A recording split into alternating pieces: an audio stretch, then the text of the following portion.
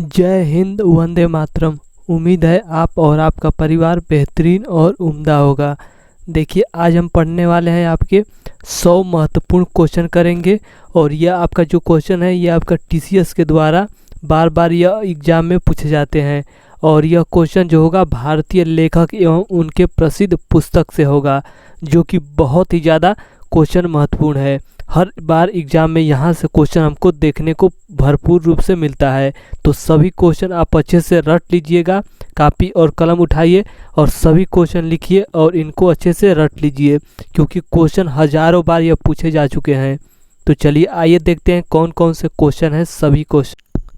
तो चलिए आइए स्टार्ट करते हैं और बात करते हैं एक एक व्यक्ति के बारे में और उनकी फेमस रचनाएं के बारे में। तो सबसे पहले आप वीडियो देखने से पहले एक काम करिए कि चैनल को सब्सक्राइब करिए और वीडियो को लाइक और शेयर करना मत भूलिएगा, क्योंकि वीडियो बनाने में बहुत ज़्यादा मेहनत लग रहा है। तो आप प्लीज़ मेरी मेहनत को समझिए और वीडियो को लाइक और शेयर जरूर करिएगा। तो देखिए, सबसे पहले आपके व्यक्ति हैं जयशंकर प्रसाद हैं। तो आपसे क्वेश्चन छपने वाला है जयशंकर प्रसाद के बारे में से कि सब इनको अन्य नाम से क्या जाना जाता है। तो इनको आधुनिक कविता के सुमेरु भी कहा जाता है। तो ये क्वेश्चन आप इसे लिखिए और इसे रटिए। और दूसरा आपका क्वेश्चन छपने वाला है जयशंकर प्रसाद से कि इनको अन्य और क्या कहा जाता है। तो इनको छायावाद के जनक भी कहा जाता है। तो इसे भी आप लिखिए।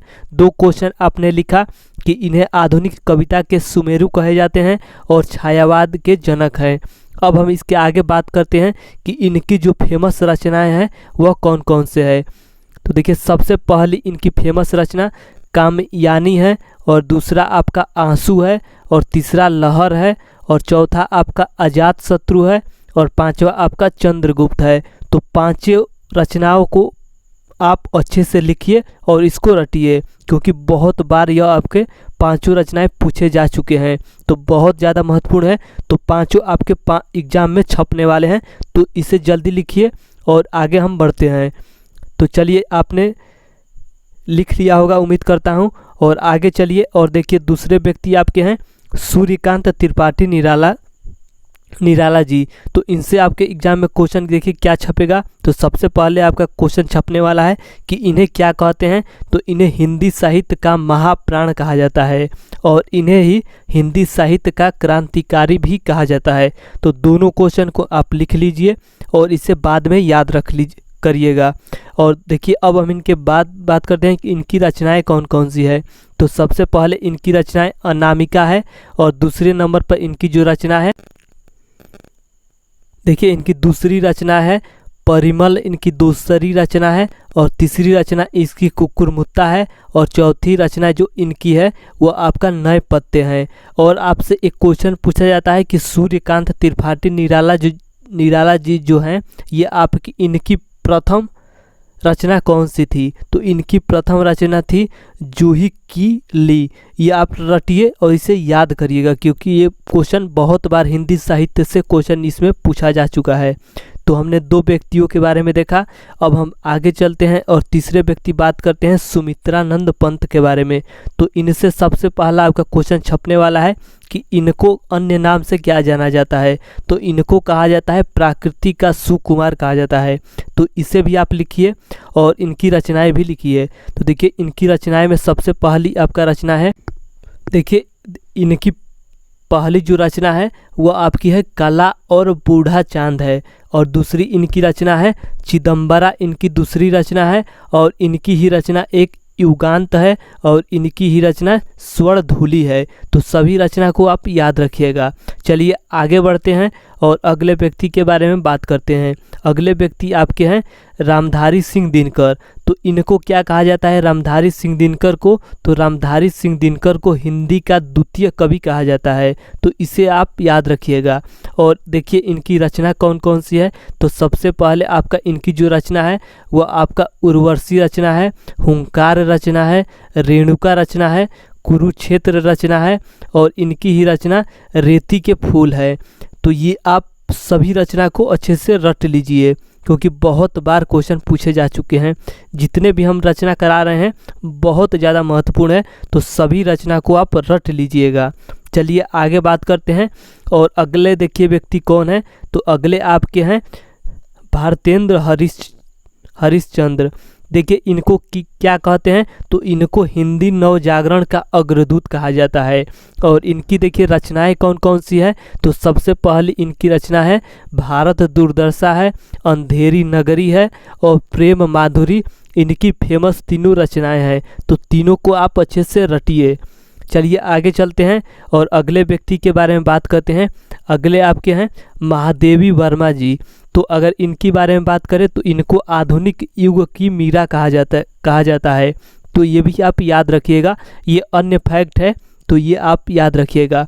अब हम इनकी रचना की बात करते हैं। तो देखिए इनकी एक रचना है निर्जा है, मेरा परिवार है, यामा है, दीप शिखा है और निहार जो है ये भी आपका इनका फेमस रचना है। तो इस सभी रचना को आप लिख लीजिए और बाद में इसे याद रख कर लीजिएगा।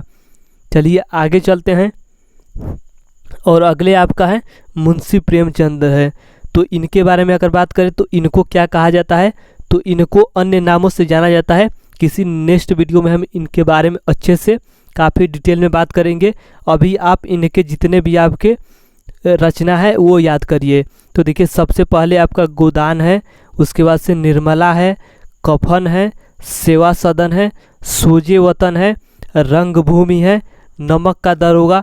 ये आपका जो नमक का दरोगा है ये आपका हजारों बार क्वेश्चन पूछा जा चुका है, तो इसे आप याद रखिएगा। और एक आपका प्रतिज्ञा है। तो ये सभी रचना ये आपका मुंशी प्रेमचंद्र जी का है। एक आपसे क्वेश्चन पूछा जाता है कि जो मुंशी प्रेमचंद्र है इनका एक अधूरा उपन्यास कौन सा है, तो जो आपका मंगलसूत्र है इनका अधूरा उपन्यास है। तो ये भी आप याद रखिएगा। चलिए आगे चलते हैं और अगले व्यक्ति के बारे में हम बात करते हैं। अगले आपके हैं सुभद्रा कुमारी चौहान। तो देखिए इनकी रचना कौन कौन सी है, तो सबसे पहली रचना इनकी है झांसी की रानी है, मुकुल है और त्रिधारा है और बिखरे मोती। ये आपके सभी रचना सुभद्रा कुमारी चौहान जी का है। तो इसे आप रट लीजिए और याद भी अच्छे से करिएगा। चलिए आगे चलते हैं और आगे आपका है, देखिए आगे बताइए कौन है, तो ये आपके सूरदास है। इनकी रचनाएं देखिए क्या कौन कौन से है, तो सूर सागर इनकी रचना है, साहित्य लहरी भी इनकी रचना है, सूर पच्चीसी भी इनकी रचना है और सूर सरावली भी सूरदास का रचना है। और सूरदास को क्या कहा जाता है, तो सूरदास को वात्सल्य रस का सम्राट कहा जाता है। तो ये भी आप याद रखिएगा। चलिए आगे चलते हैं और अगले आपके हैं हरिवंश राय बच्चन। तो देखिए हरिवंश राय बच्चन को क्या कहा जाता है, सबसे पहला आपका क्वेश्चन छपेगा कि हरिवंश राय बच्चन को क्या कहा जाता है, तो इनको हालावादी कवि भी कहा जाता है। आपसे डायरेक्ट क्वेश्चन पूछा जाएगा कि हालावादी कवि किसे कहा जाता है, तो बताइए कि हरिवंश राय बच्चन को कहा जाता है। अब इनकी रचनाएं देखिए कौन कौन से हैं, तो इनकी सबसे पहली रचनाएं आपके मधुशाला है, मधु कलश है, निशान निमंत्रण है और क्यों भूलूं क्यों याद करूं। ये तो आप इससे बहुत ज़्यादा महत्वपूर्ण क्वेश्चन है, तो ये आप याद रखिएगा। इनसे अगर कोई याद रखना है तो एक आपका मधुशाला याद रखिए और एक आपका क्या भूलूं क्या याद करूं। ये दोनों आप अच्छे से रट लीजिए क्योंकि इनसे सबसे ज़्यादा पूछे जाते हैं, यही दो रचनाएं पूछी जाती है। चलिए आगे चलते हैं और अगले देखिए कौन है, तो अगले आपके हैं मैथिली शरण गुप्त। तो देखिए मैथिली शरण गुप्त को क्या कहा जाता है, तो इनको कहा जाता है प्रथम राष्ट्र कवि के नाम से इनको जाना जाता है। और इनकी रचनाएं देखिए कौन कौन सी हैं, तो सबसे पहले आपका इनकी रचना है भारतीय रचना है, साकेत रचना है और यशोधरा इनकी रचना है। तो तीनों रचना को आप अच्छे से रट लीजिए। चलिए आगे चलते हैं। अगले आपके हैं तुलसीदास।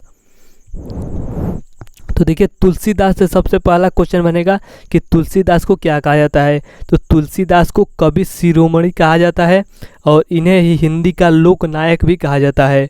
और इनकी देखिए रचनाएं कौन कौन सी है, तो सबसे पहले इनकी रचनाएं विनय पत्रिका है, दोहावली है, रामचरितमानस है और पर्वतीय मंगल इनकी रचनाएं हैं। तो सभी रचनाएं आप याद रखिएगा, देखिए एक बार हम इसको फिर से रिवीजन कर देते हैं। विनय पत्रिका है, दोहावली है, रामचरितमानस है और पर्वती मंगल है। चलिए आगे चलते हैं और देखिए अगले आपके हैं कालिदास है। तो कालिदास के बारे में अलग अलग क्वेश्चन बनते हैं। तो देखिए इनसे पूछे जाते हैं कि इनके महाकाव्य कितने हैं, इनके खंड काव्य कितने हैं और इनके द्वारा जो आपका रूपक या नाटक है वह कितनी है। तो देखिए अगर आपसे पूछा जाए कि महाकाव्य कितनी है, तो महाकाव्य इन्होंने 2 लिखा है। कौन कौन? एक आपका कुमार संभवम लिखा है और एक आपका रघुवंशम लिखा है। अगर आपसे पूछा जाए कि खंड काव्य इन्होंने जो लिखा है कितने हैं, तो 2 लिखे हैं। एक आपका मेघदूतम है और एक आपका ऋतु संहार है। और अगर पूछा जाए कि नाटक कालिदास के कितने नाटक हैं, तो 3 नाटक है। कौन कौन से हैं? तो एक आपका अभिज्ञान। देखिए इनके नाटक कौन कौन से हैं। जो कालिदास के नाटक हैं वो आपके 3 नाटक हैं। एक आपका है अभिज्ञान शकुंतलम और जो दूसरा है वह आपका विक्रम मोरवंशियम और तीसरा आपका मालविकाग्निमित्रम है। तो तीनों आप अच्छे से याद रखिएगा। चलिए आगे चलते हैं और अगले व्यक्ति के बारे में बात करते हैं।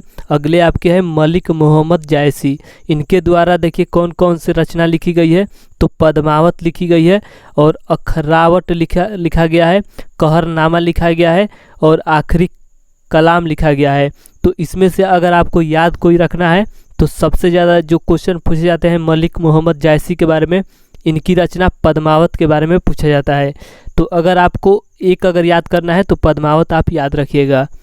चलिए आगे चलते हैं और अगले आपके लास्ट व्यक्ति हैं वो आपके हैं रसखान। रसखान के बारे में 2 रचनाएं इनकी याद करनी है। एक आपका प्रेम वाटिका और एक आपका सुजान रसखान। तो दोनों रचनाएं आप अच्छे से याद रखिएगा। तो हमने आपके जितने भी रचनाएं थे उनसे संबंधित लेखक के बारे में अच्छे से पढ़ा, जो कि आपके क्वेश्चन बहुत ज़्यादा महत्वपूर्ण हैं। तो सभी क्वेश्चन आप अच्छे से रटिएगा और इसे याद करिएगा। तो आज के लिए इतना ही, धन्यवाद।